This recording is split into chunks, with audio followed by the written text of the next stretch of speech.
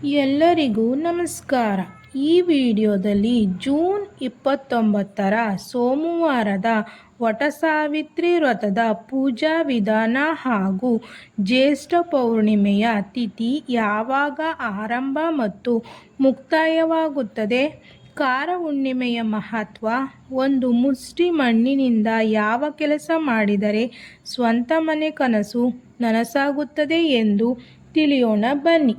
ಕಾರ ಹುಣ್ಣಿಮೆ ತಿಥಿ ಜೂನ್ 29 ಬೆಳಗಿನ ಜಾವ 3:06 ಆರಂಭವಾಗಿ ಜೂನ್ 30 ಬೆಳಿಗ್ಗೆ 5:26 ಮುಕ್ತಾಯವಾಗುತ್ತದೆ.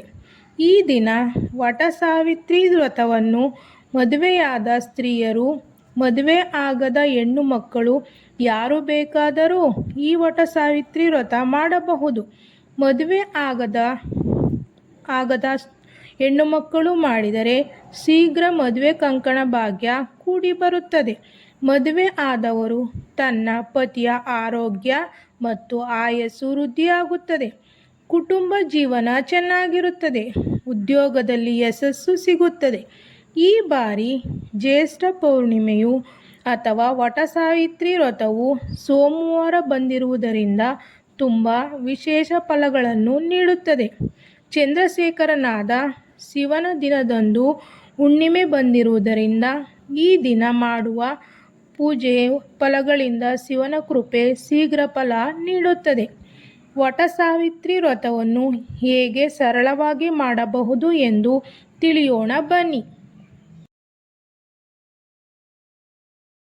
ವಟ ಎಂದರೆ ಆಲದ ಮರ ಎಂದರ್ಥ. ಆಲದ ಮರದಲ್ಲಿ ಬ್ರಹ್ಮ, ವಿಷ್ಣು, ಮಹೇಶ್ವರರು ವಾಸವಿರುತ್ತಾರೆ. ಈ ವ್ರತವನ್ನು ಯಾವುದಾದರೂ ದೇವಾಲಯದಲ್ಲಿ ಆಲದ ಮರ ಇದ್ದರೆ ಮಾಡಬಹುದು. ಕಾರ ಹುಣ್ಣಿಮೆಯ ದಿನ ಬೆಳಿಗ್ಗೆ ಬೇಗ ಎದ್ದು ಸ್ನಾನ ಮಾಡಿಕೊಳ್ಳಿ.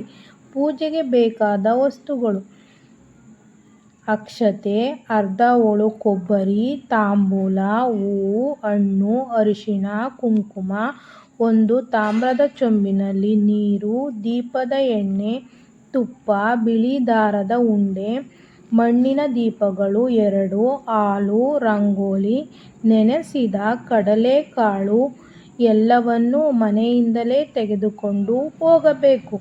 ಆಲದ ಮರಕ್ಕೆ ನೀರನ್ನು ಹಾಕಿ ನಮಸ್ಕಾರ ಮಾಡಿಕೊಳ್ಳಿ. ಮರದ ಕೆಳಗೆ ಚಿಕ್ಕ ರಂಗೋಲಿ ಹಾಕಿ ಅದರ ಮೇಲೆ ಮಣ್ಣಿನ ದೀಪವನ್ನು ಇಡಬೇಕು. ದೀಪಕ್ಕೆ ತುಪ್ಪ ಹಾಕಿ ಬೆಳಗಿಸಿ. ಒಂದು ವೀಳ್ಯದೆಲೆ ಮೇಲೆ ಅರ್ಧ ಕೊಬ್ಬರಿ ಇಟ್ಟು ಅದಕ್ಕೆ ತುಪ್ಪ ಅಥವಾ ಎಳ್ಳೆಣ್ಣೆಯನ್ನು ಹಾಕಿ ಬೆಳಗಿಸಿ. ನಂತರ ಬಿಳಿ ದಾರವನ್ನು ಆಲದ ಮರಕ್ಕೆ 108 ಬಾರಿ ಪ್ರದಕ್ಷಿಣೆ ಮಾಡಿ ಸುತ್ತಬೇಕು. 108 ಬಾರಿ ಪ್ರದಕ್ಷಿಣೆ ಮಾಡಬೇಕು. ಸಾಧ್ಯವಾಗದಿದ್ದರೆ 3, 9, 11 ಬಾರಿ ಪ್ರದಕ್ಷಿಣೆ ಮಾಡಿ ದಾರ ಸುತ್ತಬೇಕು.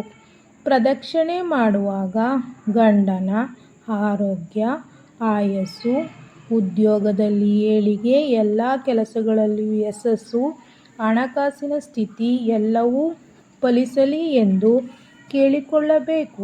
ವಿವಾಹವಾಗದ ಹೆಣ್ಣು ಮಕ್ಕಳು ಇದೇ ರೀತಿಯಾದ ಪೂಜಾ ವಿಧಾನವನ್ನು ಅನುಸರಿಸಬೇಕು.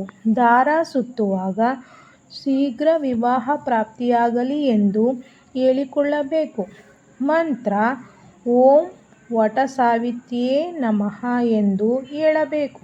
ಕೊನೆಯಲ್ಲಿ ಅಕ್ಷತೆಯನ್ನು ಆಲದ ಮರಕ್ಕೆ ಅರ್ಪಿಸಿ ಉಳಿದ ಅಕ್ಷತೆಯನ್ನು ಮನೆಗೆ ತಂದು ನೀವು ಮತ್ತು ನಿಮ್ಮ ಪತಿಯ ತಲೆಗೆ ಹಾಕಬೇಕು. ಆಲದ ಮರದ ಕೆಳಗೆ ಇಟ್ಟ ಹಾಲನ್ನು ಮನೆಗೆ ತಂದು ಮನೆಯ ಸದಸ್ಯರು ಮಾತ್ರ ಸೇವಿಸಬೇಕು.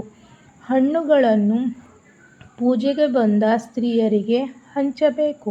ನೆನೆಸಿದ ಕಡಲೆಕಾಳನ್ನು ಮರದ ಕೆಳಗೆ ಸ್ವಲ್ಪ ಇಟ್ಟು ಉಳಿದದ್ದನ್ನು ಮನೆಯ ಸದಸ್ಯರು ಪ್ರಸಾದದ ರೀತಿ ಸ್ವೀಕರಿಸಬಹುದು. ವಟಸಾವಿತ್ರಿ ಹುಣ್ಣಿಮೆಯ ದಿನ ಭೂದೇವಿಗೆ ನಮಸ್ಕರಿಸಬೇಕು.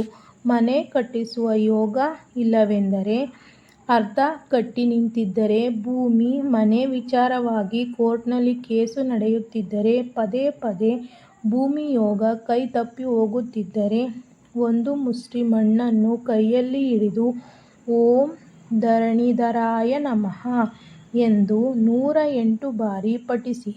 ಪ್ರತಿದಿನ ಭೂದೇವಿಗೆ ನಮಸ್ಕರಿಸಿ ನಿಮ್ಮ ದಿನ ಪ್ರಾರಂಭಿಸಿ. ಕಾರ ಹುಣ್ಣಿಮೆಯ ದಿನ ಭೂದೇವಿ ಪೂಜಿಸಿದರೆ ಶೀಘ್ರ ಫಲ ಪ್ರಾಪ್ತಿಯಾಗುತ್ತದೆ. ಧನ್ಯವಾದಗಳು.